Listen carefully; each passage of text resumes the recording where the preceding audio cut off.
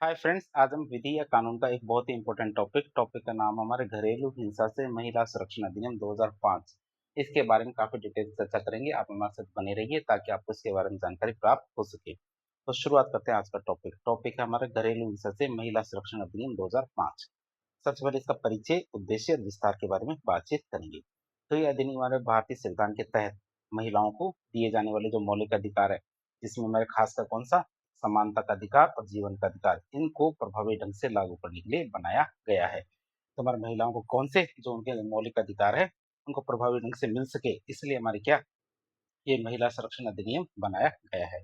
बात करें इसके उद्देश्य की, तो परिवार के भीतर होने वाले किसी भी प्रकार की हिंसा या परिवार के भीतर होने वाले किसी भी प्रकार की हिंसा, चाहे वो शारीरिक हो, मानसिक हो, यौन हो या आर्थिक हो, इनकी शिकार महिलाओं को तत्काल और प्रभावी ढंग से, कैसे तत्काल और प्रभावी ढंग से हमारी वैज्ञानिक संरक्षण प्रदान करना इसका उद्देश्य है इस अधिनियम का। बात करें लागू होने की तिथि की, तो यह अधिनियम हमारे 26 अक्टूबर 2006 को लागू हुआ था। विस्तार की बात करें, वर्तमान में ये पूरे पूरे भारत में लागू है। वर्तमान में कहाँ पे, ये पूरे भारत में लागू है। संरचना की बात करें तो इस अधिनियम में कुल 5 अध्याय और 37 धाराएं हैं।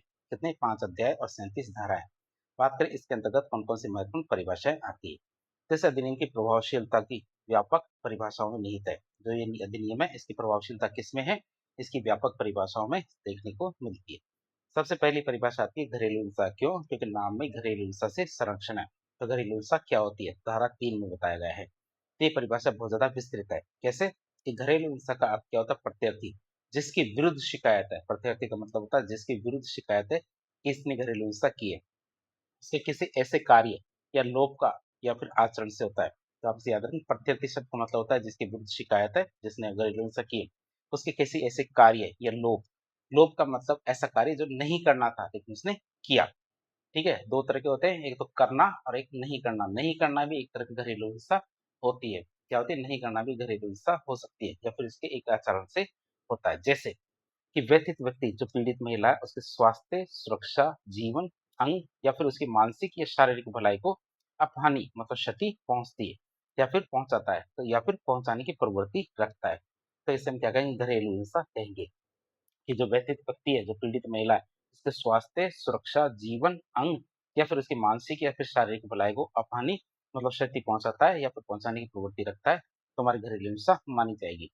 बात करें तो इसमें निम्नलिखित प्रकार के दुर्व्यवहार शामिल होते हैं। घरेलू हिंसा में कौन कौन से दुर्व्यवहार? एक तो शारीरिक दुर्व्यवहार में मारपीट की जाती है, शारीरिक रूप से कोई चोट पहुंचाई जाए। यौन दुर्व्यवहार की बात करें तो महिला की गरिमा का उल्लंघन करने वाला जो यौन आचरण होता है वो किया जाए, तो इसे यौन दुर्व्यवहार कहेंगे। तो मौखिक और भावनात्मक दुर्व्यवहार की बात करें तो इसमें हमारा अपमान करना, गाली देना, संतान मतलब विशेषकर पुत्र न प्राप्त होने पर ताने देना, नौकरी न करने देना या फिर नौकरी करने के लिए मजबूर करना या फिर विवाह के लिए मजबूर करना, तो इस तरह की चीजें मौखिक और भावनात्मक दुर्व्यवहार के अंदर आते हैं। आर्थिक दुर्व्यवहार की बात करें तो महिला या उसके संतान के भरण पोषण के लिए धन न देना, पैसा न देना, उसे उसके स्त्री धन या फिर संपत्ति का उपयोग न करने देना, साझी गृहस्थी के जो संसाधन है उनका उपयोग न करने देना, हमारे क्या है? आर्थिक दुर्व्यवहार के अंदर आते हैं। तो आप देख सकते हैं घरेलू हिंसा में हमारे कौन कौन से दुर्व्यवहार शामिल होते हैं? शारीरिक, यौन दुर्व्यवहार, मौखिक और भावनात्मक दुर्व्यवहार और आर्थिक दुर्व्यवहार। बात करें दहेज की मांग में हमारे एक तरह की हिंसा होती है। तो व्यथित व्यक्ति या उसके नातेदार को या व्यथित व्यक्ति या उसके नातेदार को दहेज संपत्ति या मूल्यवान प्रतिभूति की, तो दहेज संपत्ति या मूल्यवान प्रतिभूति की अवैध मांगों को पूरा करने के लिए पीड़ित करना, तो तंग करना या फिर नुकसान पहुंचाना भी हमारे घरेलू हिंसा की में शामिल होता है। बात करें इस अधिनियम के अंदर कौन कौन से मुख्य हितधारक और उनके कौन कौन से कर्तव्य है। बात करें कौन कौन से हितधारक और उनके कर्तव्य की बात करें तो अधिनियम के प्रभावी क्रियान्वयन के लिए क्या? अधिनियम के प्रभावी क्रियान्वयन के लिए विशेष अधिकारियों और संस्थाओं की स्थापना की गई है। बात करें कौन कौन सी व्यवस्थाएं हैं जो इसके अंदर है। पहला आता हमारा कौन सा? संरक्षण अधिकारी, जिसे अंग्रेजी में प्रोटेक्शन ऑफिसर कहते हैं। ये धारा 8 और धारा 9 में इसका उल्लेख किया गया है। बात करें इसकी तो इसकी नियुक्ति कौन करेगा? तो राज्य सरकार प्रत्येक जिले में, राज्य सरकार क्या करेगी? प्रत्येक जिले में जितना वो जरूरी समझे, राज्य सरकार को जितना जरूरी लगेगा, आवश्यक समझेगी, तो आवश्यक संख्या में संरक्षण अधिकारियों की नियुक्ति करेगी। बात करिए आवश्यक संरक्षण अधिकारी क्या कार्य करेंगे? वे हमारे मजिस्ट्रेट के नियंत्रण और निरीक्षण में काम करते हैं। किसके? मजिस्ट्रेट के नियंत्रण और निरीक्षण में काम करते हैं कौन? संरक्षण अधिकारी। इनके क्या क्या काम होंगे? कर्तव्य की बात करें, संरक्षण अधिकारी के कर्तव्य क्या होंगे? तो मजिस्ट्रेट को उनके कार्यों के निर्वहन में सहायता देना, मतलब जो भी कार्य करते हैं मजिस्ट्रेट, उनके कार्यों में सहायता देने का काम हमारे संरक्षण अधिकारी का होगा। फिर घरेलू हिंसा की शिकायत मिलने पे क्या घरेलू हिंसा की शिकायत मिलने पे घरेलू घटना रिपोर्ट, जिसे डोमेस्टिक इंसिडेंट रिपोर्ट कहते हैं, डीआईआर, वो तैयार करके मजिस्ट्रेट को सौंपने का काम भी संरक्षण अधिकारी का है। पुलिस और सेवा प्रदाता, क्या पुलिस और सेवा प्रदाता को रिपोर्ट की प्रतियां भेजना, जो रिपोर्ट बनाएगा कौन सी, घरेलू घटना रिपोर्ट, जिसे डीआईआर कहते हैं, तो ये रिपोर्ट हमारे पुलिस और सेवा प्रदाता दोनों को भेजेगा। फिर व्यथित व्यक्ति को मजिस्ट्रेट के पास आवेदन करने में मदद करना, क्यों, क्योंकि जो व्यथित व्यक्ति है अपनी रिपोर्ट किसको करेगा, हमारे मजिस्ट्रेट को करेगी, तो महिला है वो मजिस्ट्रेट को करेगी, लेकिन वो खुद नहीं कर पाए तो उसकी मदद की जाएगी, किसके द्वारा, संरक्षण अधिकारी के द्वारा मदद की जाएगी कि कैसे ये रिपोर्ट करना है। तो पीड़ित महिला को विधिक सहायता, जो कानूनी सहायता होती है, आश्रम स्थल, जो शेल्टर होम और चिकित्सा सुविधा, ये सब क्या उपलब्ध कराना है हमारे संरक्षण अधिकारी के काम, कौन कौन सी, विधिक सहायता, आश्रम गृह और हमारे कौन से, चिकित्सा सुविधाएं, ये सब उपलब्ध कराएगा संरक्षण अधिकारी। धारा 33 के तहत यदि संरक्षण अधिकारी अपने कर्तव्यों का पालन नहीं करता है या फिर अपने कर्तव्यों का पालन करने में असफल रहता है, तो उसे 1 वर्ष का कारावास और 20,000 रुपए तक का जुर्माना उठाना हो सकता है। क्या क्या संरक्षण अधिकारी पे क्या क्या, 1 साल का कारावास हो सकता है या फिर हमारे 20,000 तक का जुर्माना भी उस पर लागू हो सकता है, किसके तहत, धारा 33 के तहत। ये तो हमारा पहला हितधारक देख लिया, कौन सा, हमारा संरक्षण अधिकारी। अब देखेंगे सेवा प्रदाता, जिसे सर्विस प्रोवाइडर कहते हैं, धारा 10 में इसका उल्लेख है। तो ये क्या होते हैं, ये स्वैच्छिक एनजीओ या फिर कंपनियां होती है। ये क्या होती है, स्वैच्छिक संगठन, मतलब एनजीओ या फिर कंपनियां होती है, जो क्या करती है, महिलाओं के अधिकारों के संरक्षण के लिए काम करती है, जो क्या करती है, महिलाओं के अधिकारों के संरक्षण के लिए काम करती है। और इन्हें क्या, राज्य सरकार के पास पंजीकृत होना अनिवार्य है। इन्हें क्या होना चाहिए, राज्य सरकार के पास क्या, पंजीकृत या रजिस्टर होना अनिवार्य है। वे क्या है, पीड़ित महिला को रिकॉर्ड रखने, पीड़ित महिला का रिकॉर्ड रखने, चिकित्सा सहायता करने और आश्रय प्रदान करने में मदद करती है, कौन सी, सेवा प्रदाता है, सर्विस प्रोवाइडर। अब इसमें सरकार के क्या क्या कर्तव्य होंगे, ये धारा 11 के अंदर बताया गया सरकार के कर्तव्य।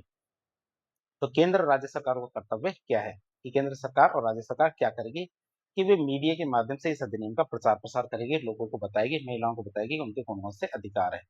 सरकारी अधिकारियों, पुलिस और न्यायिक अधिकारियों को क्या क्या, सरकारी अधिकारियों, पुलिस और न्यायिक अधिकारी को नियमित प्रशिक्षण, सुराहीकरण प्रदान करेगी। तो याद रखेंगे आप, सरकारी अधिकारियों, पुलिस और न्यायिक अधिकारियों को क्या, नियमित प्रशिक्षण देगी, सुग्राहीकरण प्रदान करेगी।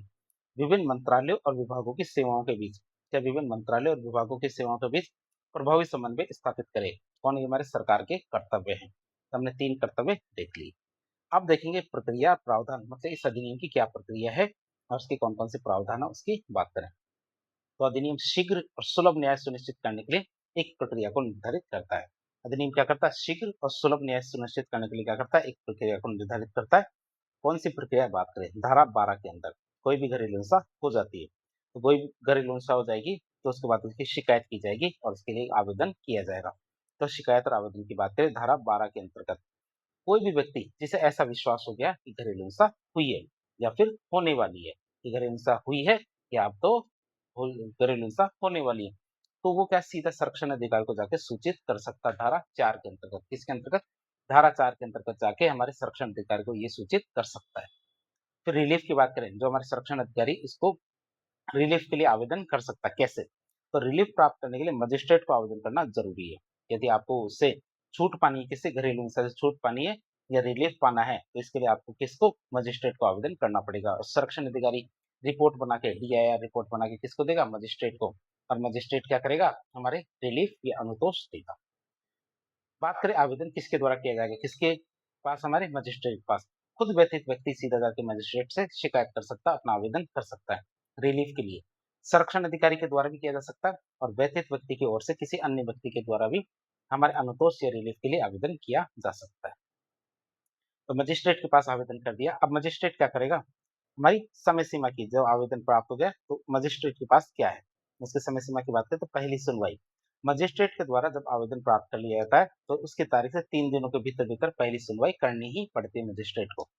निपटारे की बात करें तो मजिस्ट्रेट के द्वारा प्रत्येक आवेदन का निपटारा पहली सुनवाई की तारीख से 60 दिनों के भीतर भीतर किया जाना अनिवार्य है, कि हमारे 60 दिनों के भीतर भीतर पहली सुनवाई से क्या, पूरा का पूरा जो मामला है उसको निपटाना करना पड़ता है, किसको, मजिस्ट्रेट को, किसके अंतर्गत, धारा 12(5) के अंतर्गत।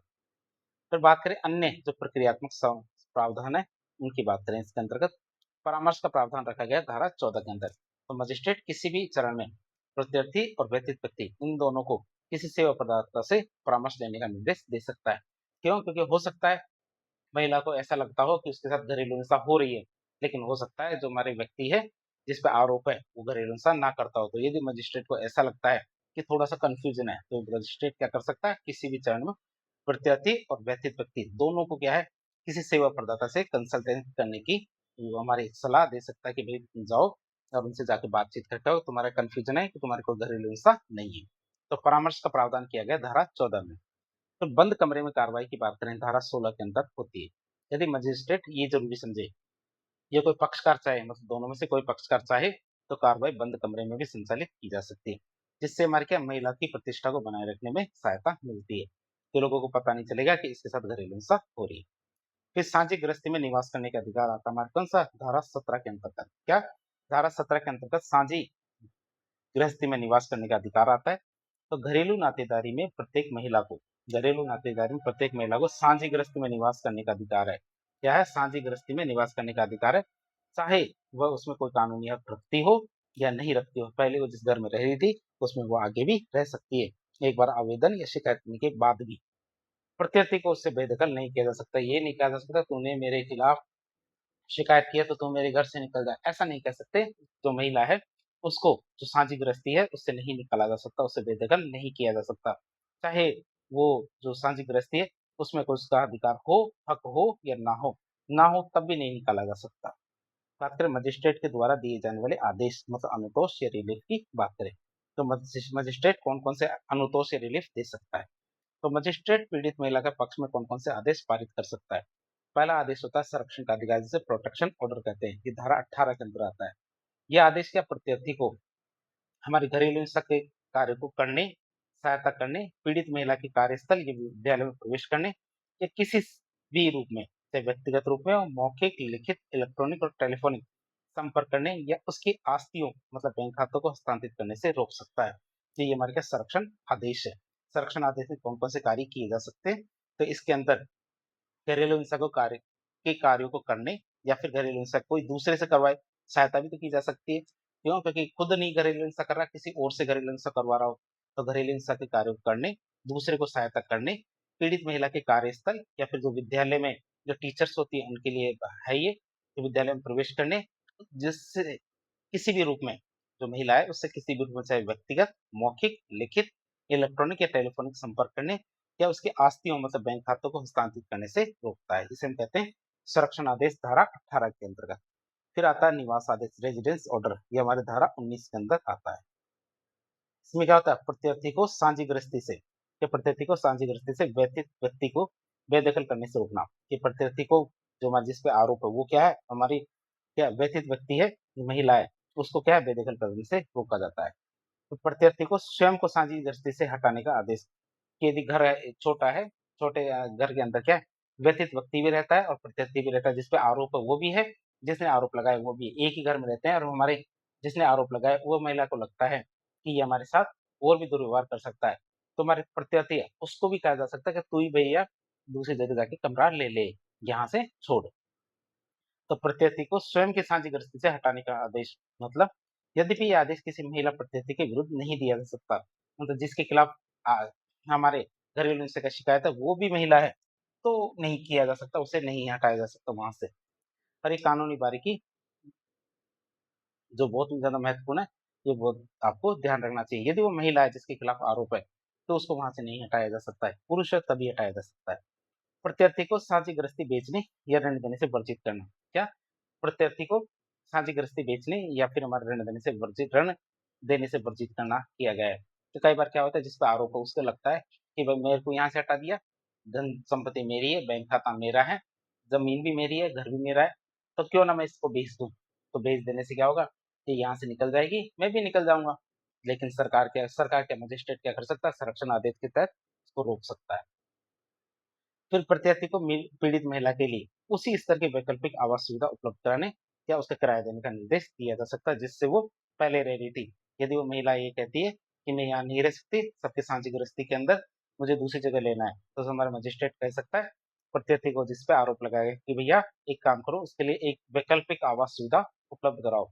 और वो उसी स्तर की होनी चाहिए जिस स्तर में वो पहले रह रही थी।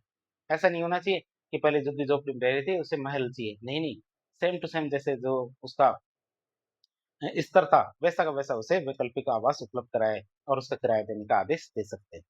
तो धनी अनुतोष की बात करते हैं मॉनेटरी रिलीफ की, ये धारा 20 के अंतर्गत आता है। तो व्यथित व्यक्ति और उसके संतान के लिए, क्या व्यथित व्यक्ति और उसके संतान के लिए उपार्जन की हानि क्यों? क्योंकि वो कमाने जाती, कमाने पैसा कमाती थी, रोजगार के लिए जाती, लेकिन इस वजह से वो जा नहीं पाती, तो उसका जो उपार्जन की हानि हुई है, चिकित्सकीय व्यय, जो इलाज का खर्चा है, संपत्ति की हानि, भरण-पोषण के लिए धनी सहायता का भी आदेश या निर्देश दिए जा सकते हैं, जिसके अंतर्गत धारा 20 के अंतर्गत। धारा 21 की बात करें, इसे कहते हैं अभिरक्षा आदेश, कस्टडी ऑर्डर। तो सुनवाई के दौरान मजिस्ट्रेट क्या संतान की अस्थायी अभिरक्षा व्यथित व्यक्ति या उसकी ओर से आवेदन करने वाले किसी भी व्यक्ति को दे सकता है, किसके अंतर्गत? धारा 21 के अंतर्गत।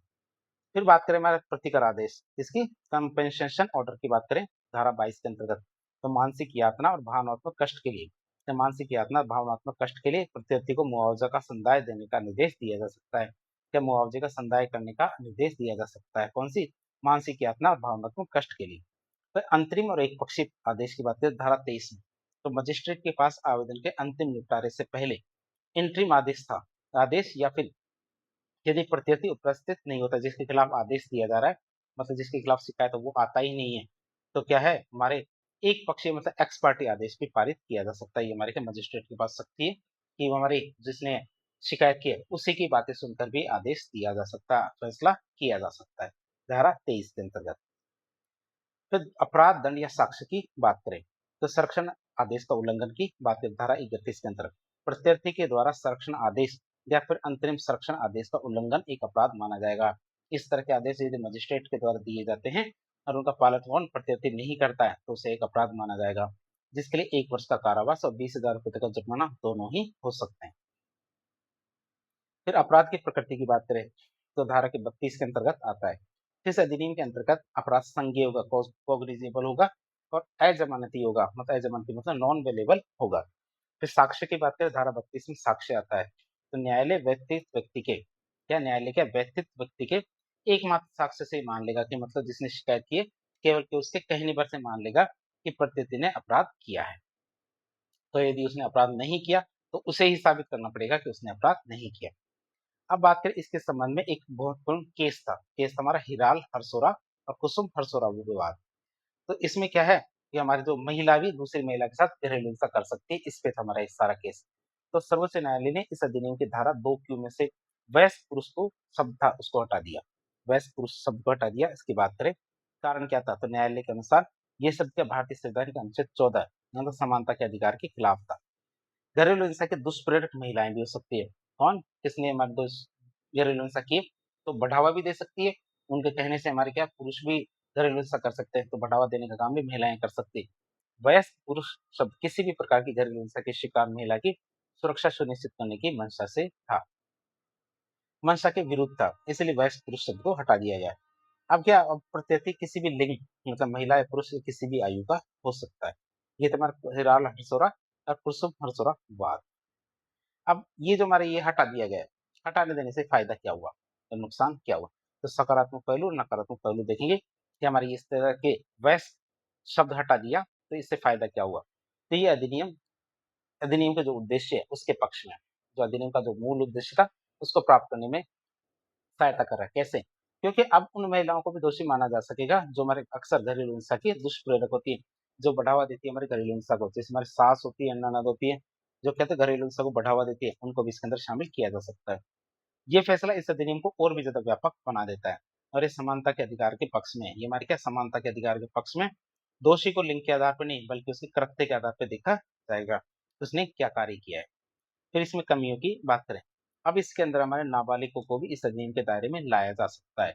यद्यपि हमारे नाबालिगों के विरुद्ध दंडात्मक आदेश पारित करने में व्यवहारिक कठिनाइयां होगी, फिर भी हमारे क्या नाबालिगों को इस अधिनियम के दायरे में लाया जा सकता है। क्यों? क्योंकि इसमें उम्र का दर्जा भी हटा दिया गया है।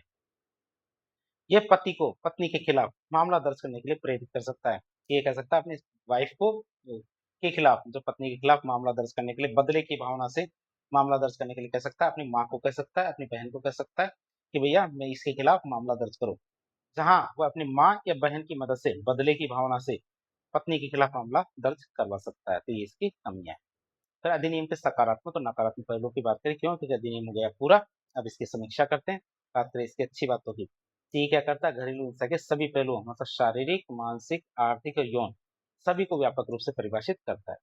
बात करें इसकी, तो यह दहेज जैसी कुप्रथा को भी हतोत्साहित करता है। कोई भी व्यक्ति शिकायत दर्ज कर सकता है। इसमें क्या, कोई भी व्यक्ति शिकायत दर्ज कर सकता है, जिससे मामले पुलिस को सूचित करने में सहायता मिलती है। फिर विशेष अधिकारी, जो हमारे विशेष अधिकारी और जिसमें हमारे संरक्षण अधिकारी होते हैं, उनकी नियुक्ति का प्रावधान इसमें किया गया है। बंद कमरे में कार्रवाई, कि बंद कमरे में कार्रवाई का प्रावधान महिला की प्रतिष्ठा बनाए रखता है। परामर्श का प्रावधान हमारे परिवार और विवाह को बचाने का अवसर देता है कि भैया, क्योंकि एक बार केस हो गया तो हो सकता है विवाह टूट ही जाए, तो उसको बचाने का अवसर देता है हमारे परामर्श का प्रावधान। 60 दिनों में कार्रवाई पूरी करने का प्रावधान शीघ्र न्याय को सुनिश्चित करता है। और महिला को केवल संरक्षण नहीं मिलता है इसमें, बल्कि इसमें निवास, आर्थिक अनुतोष, प्रतिकर, ये सब भी उपलब्ध कराया जाता है। ये तो हमारी अच्छी बातें थी समीक्षा के दौरान। अब देखेंगे इसके नकारात्मक पहलू, मतलब इसकी कमियों के बारे में देखें। तो यह अधिनियम क्या, लैंगिक रूप से समान नहीं है। यह अधिनियम क्या, लैंगिक रूप से समान नहीं है। इसमें घरेलू हिंसा से जो पीड़ित पुरुष है, उनकी सुरक्षा का कोई प्रावधान नहीं किया गया है। तो दुरुपयोग की संभावना की बात करें, तो केवल महिला के साक्ष्य से, महिला के कहने भर से अपराध सिद्ध होने के प्रावधान का दुरुपयोग किया जा सकता है। क्यों? क्योंकि महिला कहेगी तो ये मान लिया जाएगा कि उसके साथ अपराध हुआ है। तो इस चीज का दुरुपयोग किया जा सकता है। राज्य द्वारा पर्याप्त संख्या में हमें संरक्षण अधिकारी नियुक्त किए ही नहीं जाते। फिर बात करें हमारे सेवा प्रदाता और एनजीओ, या सेवा प्रदाता और एनजीओ को पर्याप्त रूप से वित्त उपलब्ध नहीं कराया जाता, जिससे वे पीड़ित महिलाओं की प्रभावी रूप से सहायता नहीं कर पाते। और इस अधिनियम के लिए अलग से न्यायालय नहीं बनाए गए। न्यायिक मजिस्ट्रेट के पास क्या पहले से बहुत सारा काम होता है, जिससे 60 दिनों के भीतर उसका जो केस है उसका निपटारा करना संभव नहीं हो पाता। अब कुछ प्रश्न देख लेते हैं जो परीक्षाओं में आए हुए हैं। जैसे एक प्रश्न आया था हमारा आरएस 2016 में, कि घरेलू हिंसा से महिला संरक्षण अधिनियम 2005 के अंतर्गत जो व्यथित महिला है, हमारे कौन से, एग्रीवेटेड पर्सन, उसका मतलब क्या है। व्यथित व्यक्ति है, एग्रीवेटेड पर्सन, उससे क्या मतलब है। तो अधिनियम की धारा 2A के अनुसार व्यथित व्यक्ति से तात्पर्य किसी ऐसे महिला से जो प्रत्यर्थी जिसके खिलाफ शिकायत है, उसके साथ क्या घरेलू नातेदारी मतलब डोमेस्टिक रिलेशनशिप में है, रह रही है, या फिर है, जो यह भी कथन मतलब कंप्लेंट करती है कि प्रत्येता ने उससे किसी प्रकार के घरेलू हिंसा का शिकार बनाया है। इसमें वो सारी महिलाएं भी शामिल है, क्या इसमें वो सारी महिलाएं भी शामिल है जो प्रत्येता के साथ विवाह की प्रकृति के संबंध मतलब रिलेशनशिप, नेचर ऑफ मैरिज जिसे लिव इन रिलेशनशिप में रहती है, उनको भी इसमें शामिल किया गया है। एक और प्रश्न आया था, उन व्यक्तियों को प्रगणित कीजिए जो कि हमारे घरेलू हिंसा से महिलाओं का संरक्षण अधिनियम 2005 के अंतर्गत अनुतोष मतलब रिलीफ के लिए मजिस्ट्रेट के समक्ष आवेदन प्रस्तुत कर सकते हैं। तो मजिस्ट्रेट के सामने कौन कौन हमारे आवेदन कर सकते हैं उनकी बात करें, तो इसमें हमारे 3 लोग हैं। तो अधिनियम की धारा 12(1) के अनुसार देखें तो अनुतोष प्राप्त करने के लिए मजिस्ट्रेट के सामने आवेदन कौन कौन कर सकता है। इसमें हमारा व्यथित व्यक्ति स्वयं कर सकता है, मतलब पीड़ित महिला खुद कर सकती है। व्यथित व्यक्ति की ओर से संरक्षण अधिकारी मतलब प्रोटेक्शन ऑफिसर कर सकता है।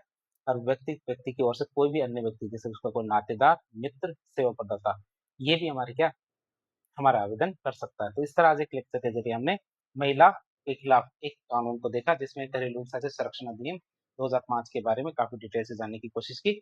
इस प्रकार के इन्फॉर्मेटिव वीडियो देखने के लिए हमारे चैनल से जुड़े। वीडियो यदि पसंद आता तो वीडियो को लाइक करें, चैनल को सब्सक्राइब करें, अपने दोस्तों के साथ शेयर करें। धन्यवाद।